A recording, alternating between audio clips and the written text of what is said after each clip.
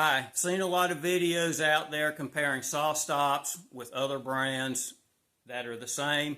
I want to give you an experience that I had with my Delta Unisaw that brought me to go ahead and buy a SawStop.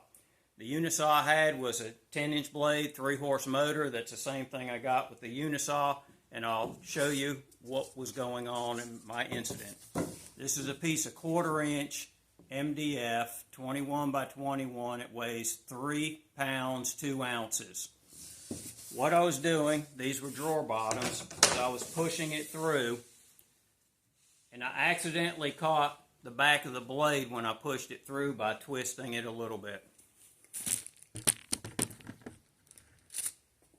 What happened when it grabbed it, it spun it back at me like a frisbee, clipped the top of my finger, gave me 8 stitches, and hit me in the gut.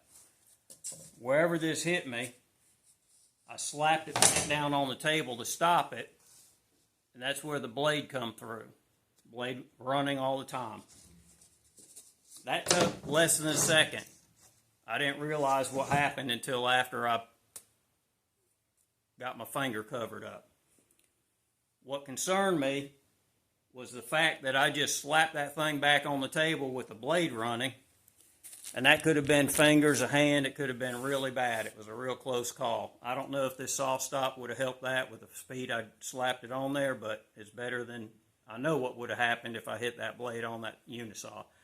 So when you're out shopping, worried about price, consider what can happen, because when that blade does something, you don't know what it's going to do to you. It could pull you into that blade. It could throw you in a direction you can't control. But that's just an example of what can happen in a second. Right there. And I keep this as a reminder in the shop for safety. So happy shopping. Consider all things that could happen in your ownership of that table saw on an everyday use, and you never know what's going to happen. So thanks for watching.